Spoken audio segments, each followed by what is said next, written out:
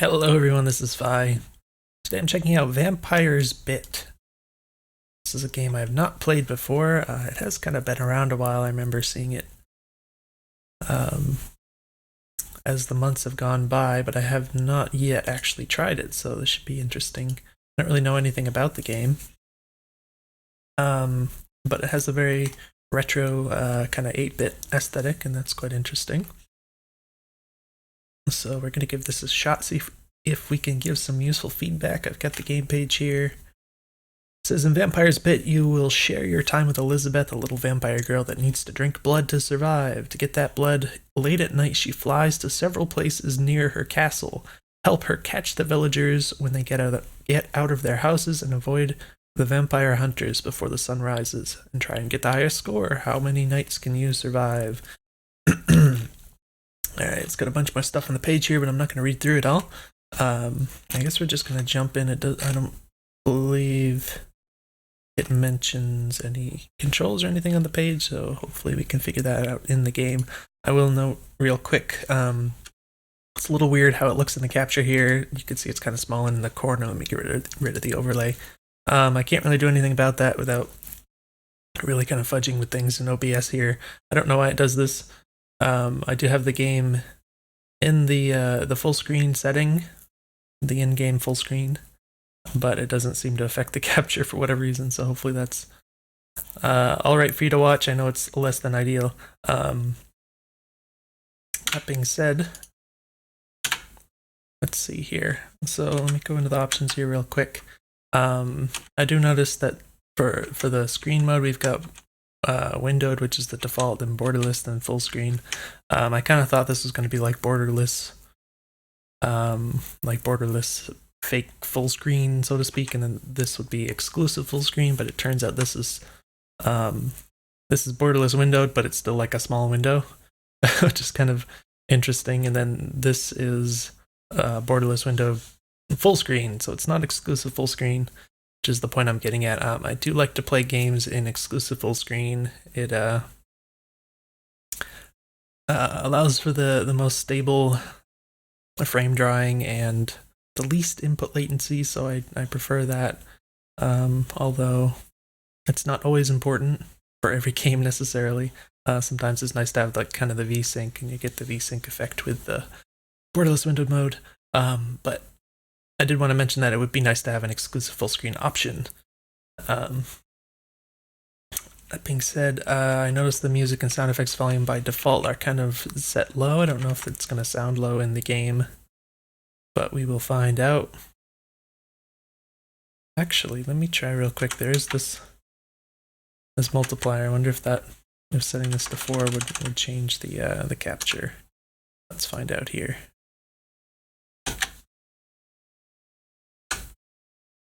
I think it may, okay, I think that's slightly bigger in the capture, so that's kind of curious. One other thing I'll note real quick. I noticed while setting this up in OBS, for whatever reason, when I go to select the source window for OBS, it lists 2 different instances of the exe under the selectable windows here. I don't know what that is. I don't think I've encountered that before.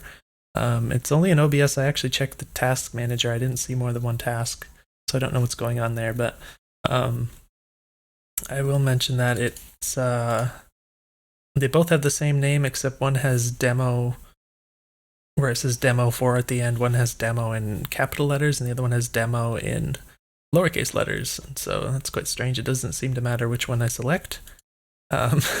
So it's kind of weird, but just thought I'd point that out. Let's actually get into the game here. So I believe enter is start. So it sounds pretty quiet to begin with. I don't know any of the keys yet. Alright, I think it's pretty quiet. Alright, so I can move with arrow keys, WASD also, that's nice. I can feel, it feels pretty laggy to me. I'm very used to playing games in exclusive full screen mode, so I don't know. Oh gosh. Yeah, it feels like super laggy. There's also, okay, I'm not actually trying to play. I guess that's the vampire hunter who apparently killed me. I think... Oh, is it actually grid-based movement? Okay, so that's going to contribute to the laggy feeling. And so that makes a big difference. Okay, I didn't know that to begin with. So that's interesting. It's not... it's quite an interesting design choice. It does make it, in theory, simpler to go like on these little stairways and stuff. But it's also easy to go just slightly too far and then you can't go up the stairs, so that can actually be detrimental in that way if you're not very precise in when you press the buttons. I almost wonder if it might be worth having some kind of an indication of where the tiles are with a grid for that kind of reason. So if you understand what I mean, like if I'm holding left right here, then I press down like right as soon as I get on here to go down the staircase. If I do that slightly too late, I'll go like all the way over here, and it's like I won't stop moving until I fully get into this space. So that's something with a game with movement like Bomberman, for instance. Bomberman has a grid-based level layout, but the movement isn't tied to the grid, so you can move, independently of the grid. And with that kind of movement, you have to kind of compensate for little corners. Can I get back into the game here? For instance, if you get really close to the edge of a object that you can't walk through, like if there's a little gap like this you want to walk through, you don't have to line yourself up exactly in Bomberman, because there's a little bit of a compensation. You'll kind of slide around the corners a little bit if you're close to being lined up, so they make it so you don't get stuck, kind of in the same way the grid movement does, but you're not tied to always moving on the grid. So I don't know, I haven't actually played the game at this point to like actually try or anything, so I don't know if that would be like a better style of movement, but it might be worth considering. It does have a strange kind of feel to it being tied to the grid like that. But let's actually try this time. Maybe if I can... Oh, okay, so I forgot the escape key is... it just closes the game. So that's what happened there. Of course, it'd be nice to have like a pause menu on the escape key instead of just closing the game. Is the game running? Oh, what the heck is that? That was weird. Alright, we're good. I understand sometimes with games in development, you just don't get around to that kind of thing yet. But this has also been in development for a while, as I understand, so probably be a good idea to get around to that. It's almost kind of a reflexive muscle memory type of thing to just like slap that key, because so many games use that for pause or the menu or whatever. But if you're like in the middle of a game and it just completely closes and you lose all your progress, that's pretty frustrating, so would be worth doing. So as far as I know, there aren't keys to press besides just movement. That's another thing I need to figure out here real quick. I understand you just kind of run into the other characters or avoid running into them. I'm just trying the other... Oh, okay, so there is a pause, but it's on the enter key. So yeah, I would definitely suggest moving that over to the escape key. Obviously, you also want a way to quit the game from in the game. So it would be nice to just have a menu implemented here at some point. Obviously, you can Alt F4, but not everyone knows about that. So I don't think there are any buttons. Of course, it would be nice to have... oh gosh, I hit the escape key again. I'm sorry. You also want to be able to go back to the main menu and change the options. That'll be important to consider, because it's kind of unfortunate if you have to close and relaunch the game every time you want to tweak an option. So that's what I'm going to try and do here. Waiting for the game window to actually show up on my screen. A little weird how long that takes. Alright, there it is. So yeah, there's no like key bindings in the options, so there's no way to actually check the controls. As far as I know, I haven't seen it in the game or on the webpage or anything like that. you know, it'd be nice to have a little bit of something to go off of, but I think we're just trying to walk into the villagers and avoid the guys in black with the crosses. And so let's actually try for the first time here. I guess these are all villagers. And then, alright, so you can see there's some kind of AI with the, oh, you slow down a lot when you touch the villagers. So you have to account for that with the hunters coming after you. It's quite interesting. Yeah, he seems to notice when you bite people. Is there a way to lose him? I mean, he's as fast as you are, it seems, so that's, alright, he does stop once in a while, and he seems to kind of lose where you are. I guess if you run away long enough, then he'll... Oh my gosh. Oh gosh, I'm trying to go down. Alright, so, alright, I'm noticing something. I don't know if it's better to exit right away, or do you want to keep biting people and get closer to when time is going to run out? I think that might be optimal. Or it might not, because I guess the other... Alright, so a couple things to talk about. I talked about how it never really tells you what the controls are. It doesn't really mention what the goal of the game is in the game anywhere as of yet. So naturally it'd be nice to have some kind of, not necessarily a full-blown tutorial, but just, you know, explain what you're going to do. It seems simple enough, but nonetheless, it's important to get that across. The other thing is, without being told explicitly like what the goal is, that leaves some amount of uncertainty. Like I just mentioned, in theory, I did notice when you first load the game, it says like a target for like the number of people you want to bite or something like that, which might be nice to have like down in the HUD or something. But like I mentioned, I don't know if it's better to like keep biting people. Like, is the goal to simply pass the level, or is the goal to get as many people as you can? Maybe you could do either and go, like, maybe you get more score if you stay longer. You know, that might very well be the case, but it's not entirely clear to me, so it could just, you know, there could be a little bit of something just telling me, you know, what exactly I'm supposed to aim for in terms of that stuff. And the other thing I wanted to mention is that there is some, I guess you could call it ambiguity in how the movement is going to react when you're pressing more than one direction at once. So if I'm like holding right and then I press up, just for instance, without letting go of the right direction, what I expect and what the game actually does might be different. So let's actually try that out. So in this case, right, so that's the other thing, it seems to differ depending on which combination of directions you're pressing.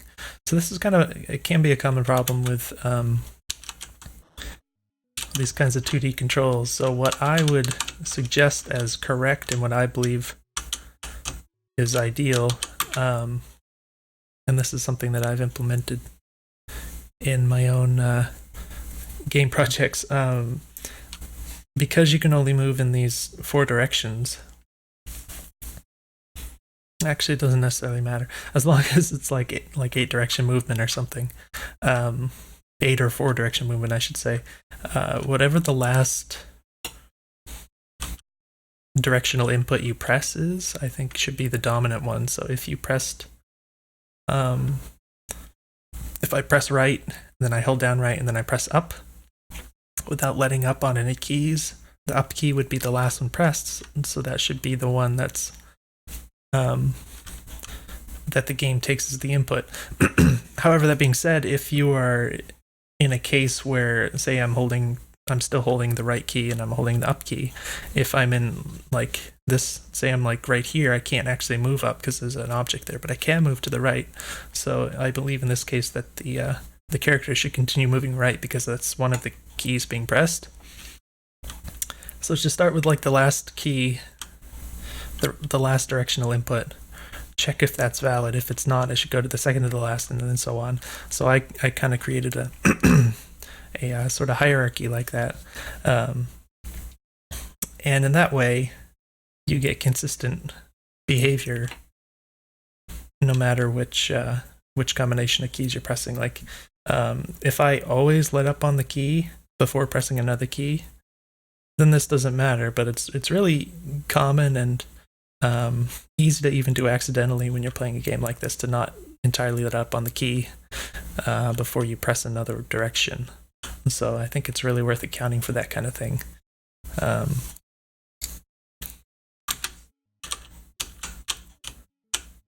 So you don't end up in these situations where, especially like, again, with the grid movement, if you start making mistakes in your movement, it really kind of screws you up. Like here.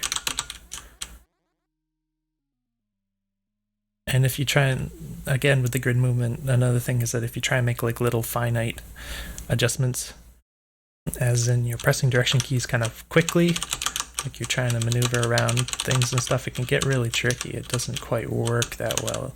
You have to really wait until you're completely in the next grid space before you can make your next movement. So if you're pressing keys too fast, stuff gets kind of funky. So I get the impression, I think I personally would enjoy this more if the movement wasn't tied to the grid in that manner.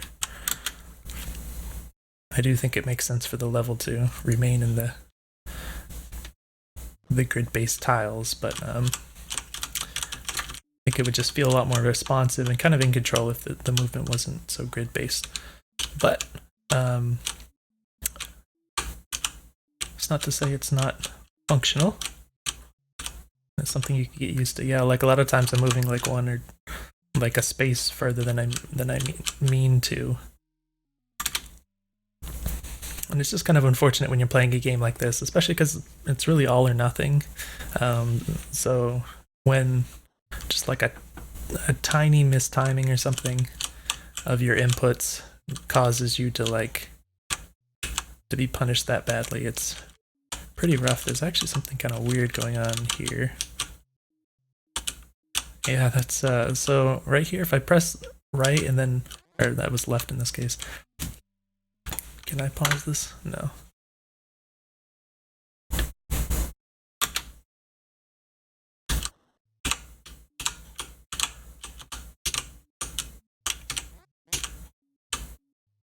I don't know if this is some kind of a buffering thing or something. Shoot, I keep wanting to pause it when I'm already dead so I can talk. Let me get back in the game here. Alright, so like... Alright, all the people disappear when you pause, but that's okay. So like if I'm standing right here, or I'm over here somewhere, if I press to the left, and then let go of left, and then press down, or maybe it's you press down and then let go of left, one or the other. Like you can see my sprite is kind of facing downwards, and like that's the walking downwards animation, but I keep sliding to the left even though I already let go of that. So I don't know if it's trying to buffer for like when I get to here. Maybe there's some kind of a buffer code that's trying to happen, that's waiting for me to get to here so I can move down. But it's really quite weird when I'm only holding down and I'm like sliding across the surface. So it seems kind of buggy. I don't think it's quite consistent, or at least it's not predictable entirely how that works. So it doesn't quite feel right. I think that's it's one thing if I was holding both down and left, that I would keep moving left and then maybe go down once I got here, something like that. But if I'm only holding down, I don't think it should keep going like that. So, like I said, I don't know if that's... Yeah, you can see it keeps happening. It's pretty weird. I don't know if that's a sort of buffered input trying to happen, but not really working quite as it should. Or if it's just some other weird bug, but it doesn't feel right to me. Let's give this a shot again. Let's actually kind of try again, because we haven't done much of that so far. Alright. Oh my gosh, that guy comes out quick. At least he has little pauses. Alright, okay, it's not good if... Oh, that was weird.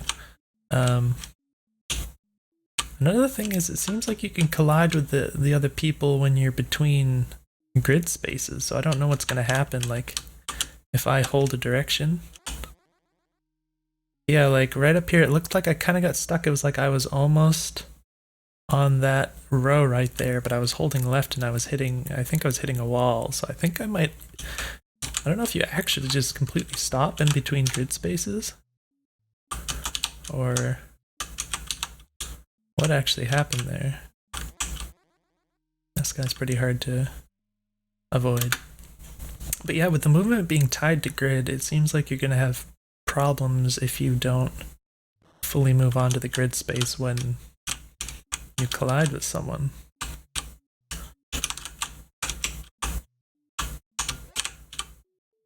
Well, this time it looked like I kind of shifted back to a centered position on the grid. I wonder what that is. Fog? Is that a power-up? I'm trying to figure out this kind of behavior here.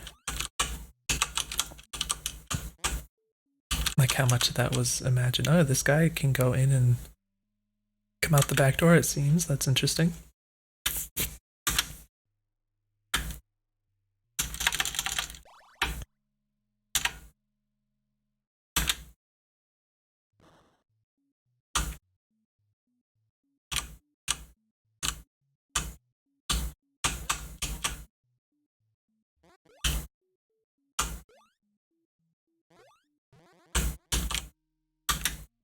Not entirely sure.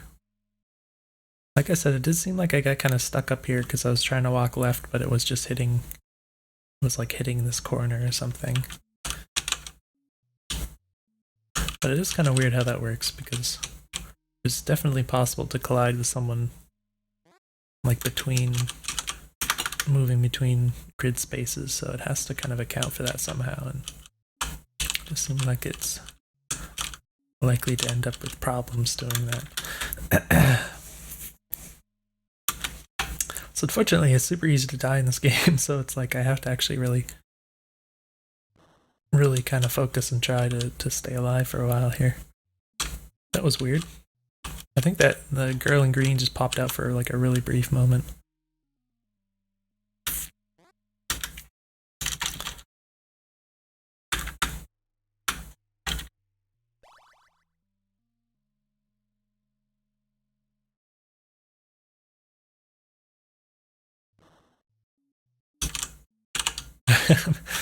I'm having trouble with the controls, unfortunately.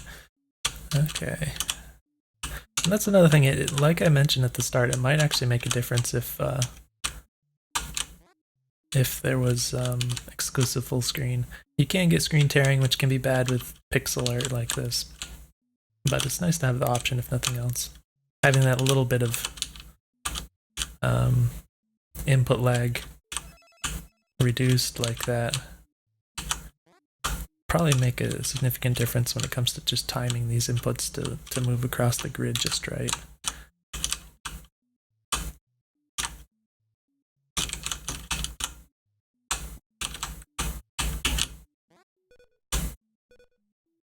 I'm surprised, isn't the exit supposed to show up?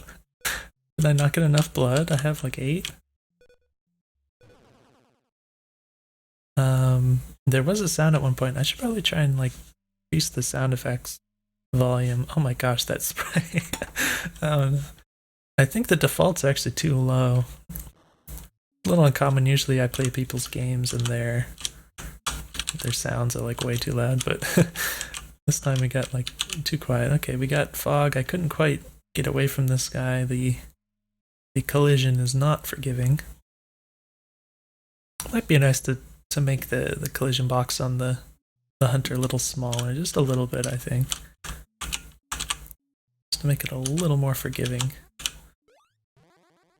Yeah, see this, he doesn't quite look like he was touching me, but it's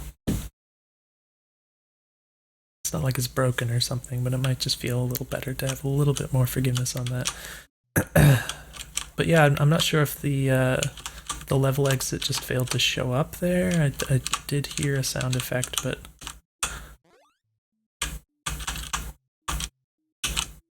I didn't see anything on the screen. I think you only need like 5 or something, right? Yeah, so I think the exit just didn't show up on the screen for some reason. Oh gosh, I'm having trouble getting between things here. So I'm starting out with 0 lives, just getting past the first level of this time. It's nice how the level layout changes.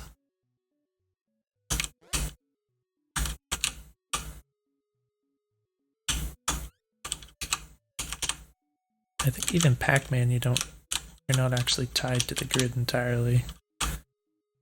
Like you can move variable amounts between the grid spaces.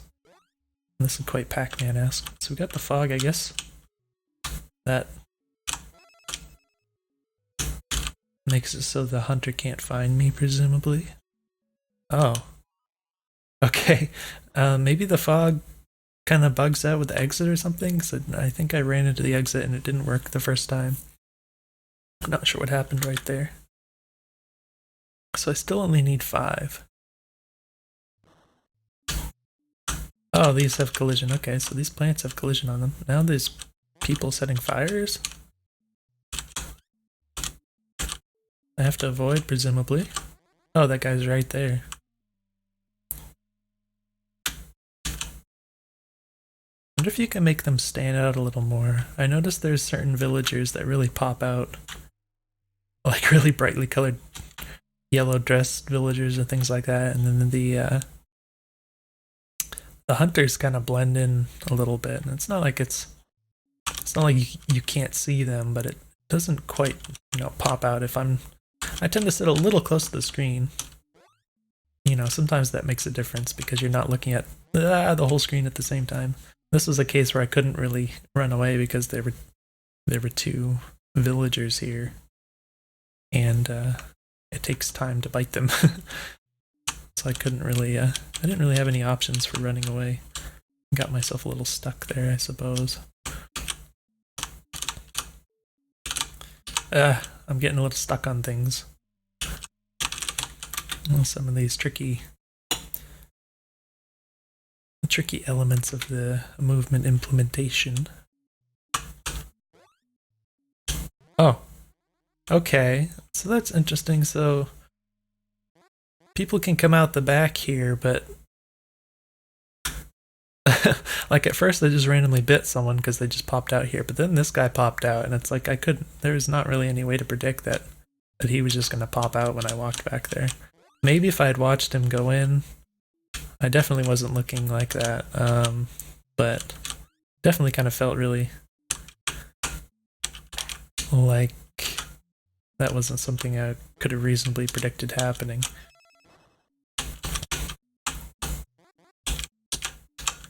I can't get over there. Oh gosh. So again, I'm just having trouble with the controls, unfortunately. So yeah, can definitely be. I mean, of all the things, the really fundamental stuff like just moving around, you really got to get that so that no one's having trouble with that sort of thing. I mean, within reason, obviously, that's kind of what the game is about, just moving kind of accurately and intelligently, but that's stuff definitely something that can be improved, and that's going to make the rest of the game just feel better for sure. Let's give it one more try.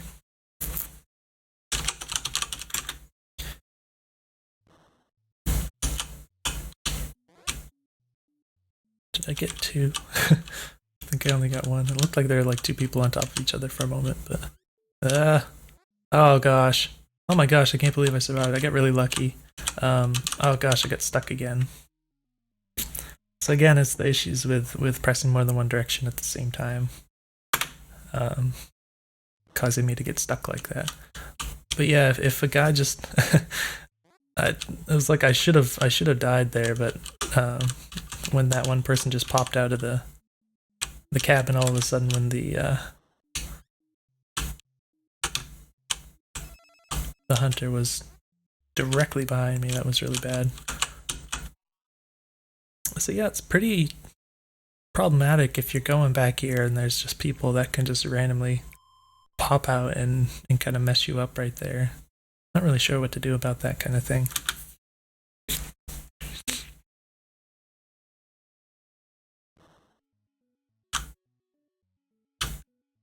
Interesting how he kind of spawned in the building. Like, not in it, but like people are going like in this area, and it looks kind of weird. Oh gosh, that was a bad choice.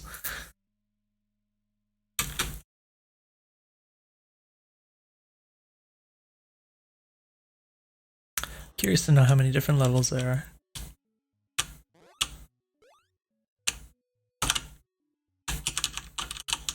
Ah, oh my gosh, it's too bad.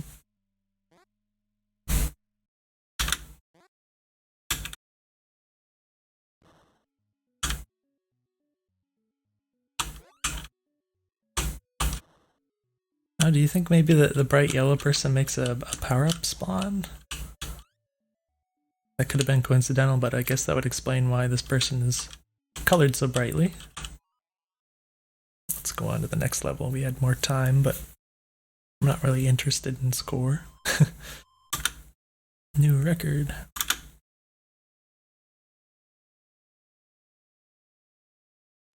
Right, this one.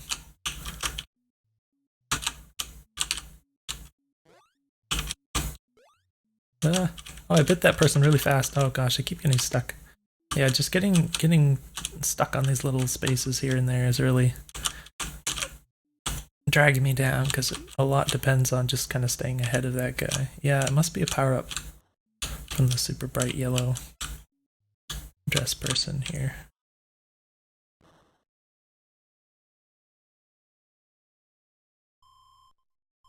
Alright, so we get to actually look at the next level. That's nice.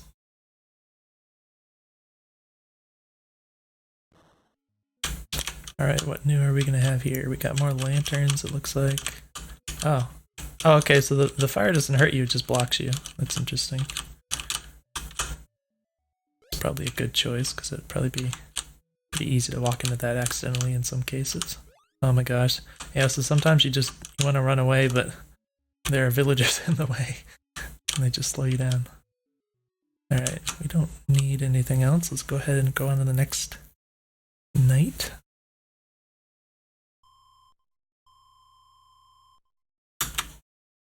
Bonus stage. Oh, nice. I'm glad to get to see this then.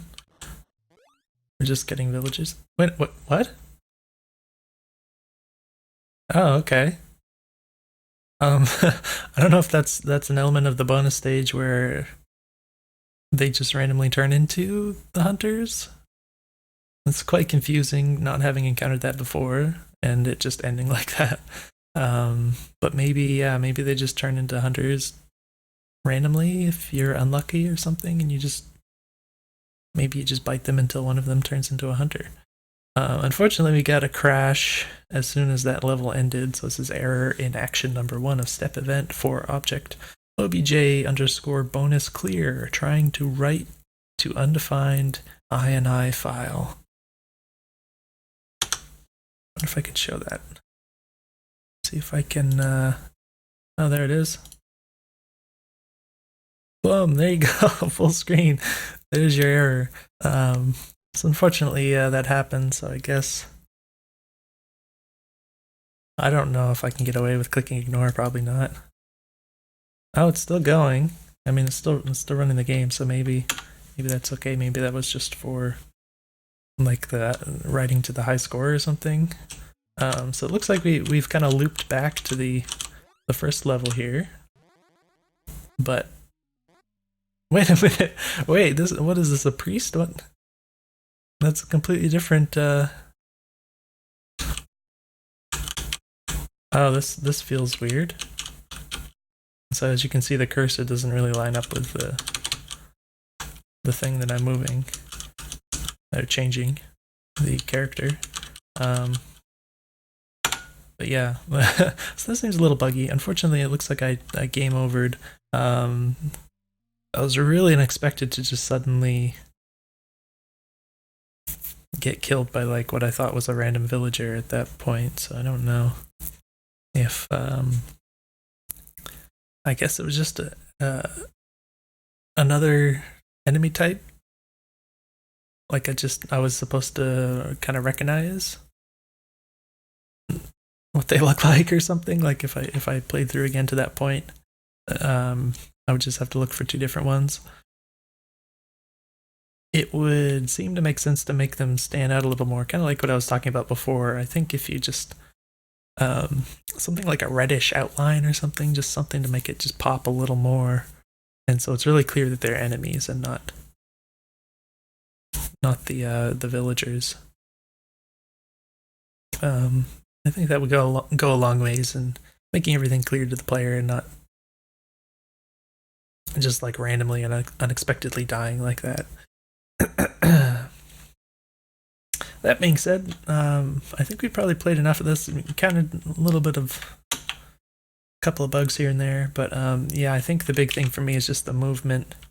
What I mentioned about the prioritizing directional inputs, handling and pressing two directions at once elegantly. That would make a big difference, as well as I really think that the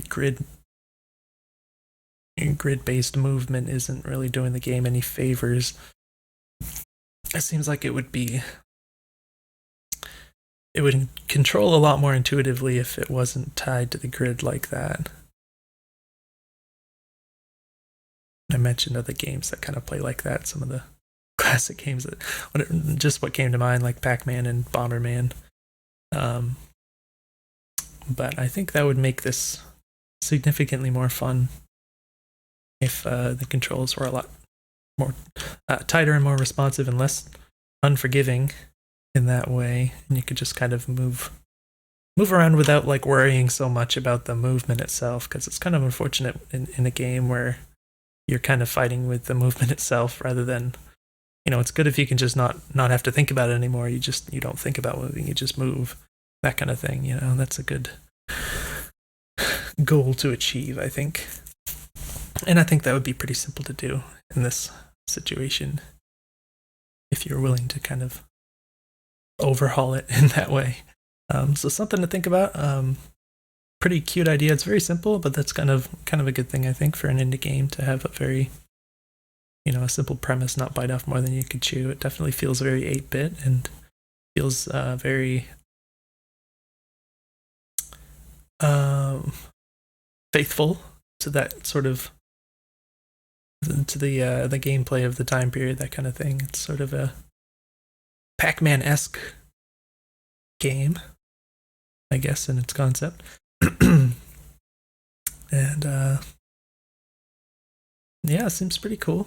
I think I'll go ahead and wrap this up. Hopefully you found this video useful.